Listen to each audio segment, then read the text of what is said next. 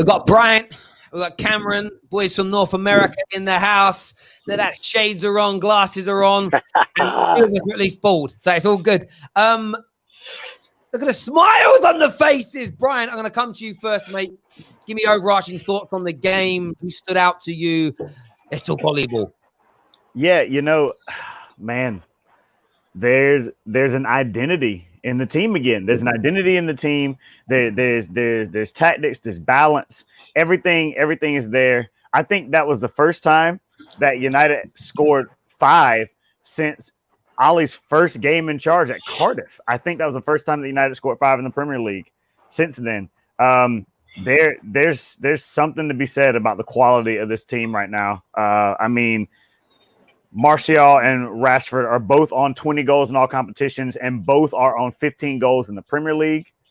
I think Mason Greenwood's got 15 goals in all competitions. I think 8 in the Premier League. Bruno Fernandes keeps going from strength to strength. I'm waiting for the guy to drop an egg of a performance, but it doesn't seem like he's going to. He just continues to push and to push and to push and to show his qualities.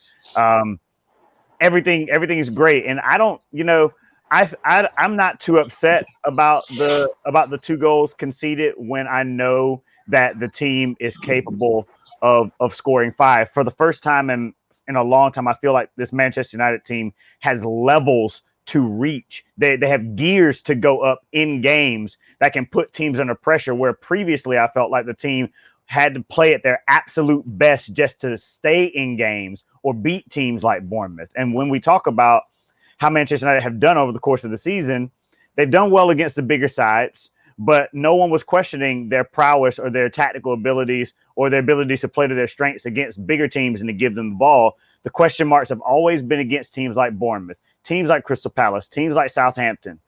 Can we beat those teams? Can we break them down and put goals past them? And the answer right now is absolutely yes. There's nothing this team can't do. Brian, I completely agree. Cam, from your point of view, I just want to know what you're thinking, what you're feeling, and you echo what Bryant says. I mean, how impressed are you now with Man United and Ollie Ball?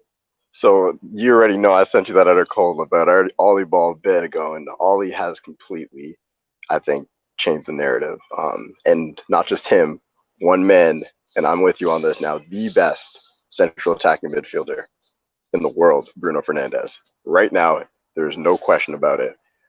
When you look at what he has brought, Ollie needed that player who was going to come and just make things happen, be a leader, take command.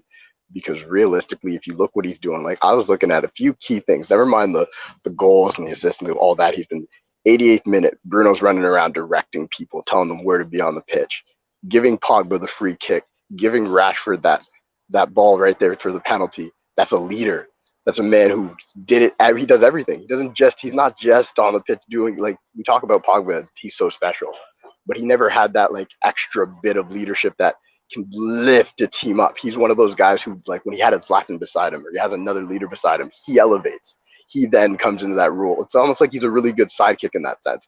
Bruno comes in, and now you're looking at the best central midfield pairing in the world with Bruno and Pogba potentially moving forward. And I'm going to say potentially because they got to play more games together. But if we just go off of right now what's happening, if we were to bought Bruno at the start of the year, Bruno Fernandes would have been the player of the year. Plain and simple. Like if you just extrapolate over the games right now, just simple math. So when you look at the intricacy of what's going on with our play, and Ollie always saying, listen, I need the players, and like he never threw his players under the bus. He always kind of subtly was, I love my players, like my players here, but we got to get more creative. He got the players. It's time to back the gaffer. Everybody he wants to sign him, because it's up and away now. This is it. We're coming next year. Next year we're back. We're back. Plain and simple. We're back. 5 goals. We let in a second goal, 2 stupid errors, but we're back. Plain and simple. On your first thing, the Bruno Fernandes being the best, it's what I've been talking about the whole time. I get why people go, oh, no way, KDB. KDB's amazing. Bruno Fernandes, as I've said already, in terms of total appearances in the Premier League, it's 9. But he's walking in there with 11 goal contributions. If you add up the amount of minutes that he's played, it equates to 8 games. Right, it's about 8 games, 8 and a bit games that he's played if you add the minutes up, because of course he's been taken off, especially with the early returns.